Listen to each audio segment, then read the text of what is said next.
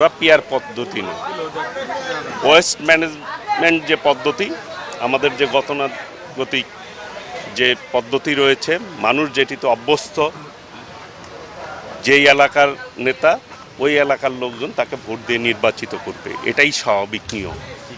এই সময় যারা নিয়মের ব্যত্যয়ের কথা বলে তাদের মধ্যে নির্বাচন নিয়ে তাদের একটি ষড়যন্ত্র রয়েছে।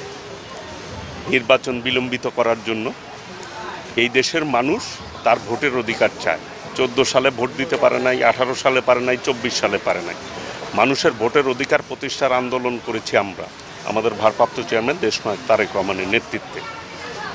দেশনায়ক তারেক রহমান একটি কথাই বলেছে, আমরা ক্ষমতায় যাব এই কথা আমরা বলি না, আমরা মানুষের ভোটের অধিকার মানুষকে ফেরত দিতে চাই। মানুষ তার প্রতিনিধি নির্বাচন করবে।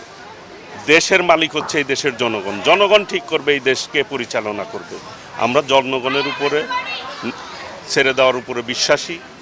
জনগণ সকল সময় সঠিক সিদ্ধান্ত নিয়েছে, আগামী দিনেও নিবে ইনশাল্লাহ। সবাই এই পিয়ার পদ্ধতির কথা বলছে না, ইতিমধ্যেই কিন্তু বিভিন্ন কমেন্ট শুনতেছেন আপনারা, সোশ্যাল মিডিয়া যারা দেখছেন তারা অনেকেই শুনবেন যে লাস্ট পাকিস্তানের সাথে বাংলাদেশের একটি T20 হয়েছে, বাংলাদেশ 3 ম্যাচে জিতে সিরিজ জয়লাভ করেছে। পাকিস্তান পরবর্তী ম্যাচে বেশি রান করেছে, রানের যোগফলে দেখা গেল যে পাকিস্তান বেশি, তার মানে কি সিরিজ পাকিস্তান জয়লাভ করলো? মানুষ এও কমেন্টস করে, ভোট দিলাম সন্দ্বীপে, এমপি পেলাম মালদ্বীপে। এখন ভোট দিবেন আপনি টাঙ্গাইল, এমপি পাইবেন নোয়াখালী, তাহলে কি হবে? টাঙ্গাইলের মানুষ সম্পর্কে টাঙ্গাইলের মানুষেরই জানতে হবে।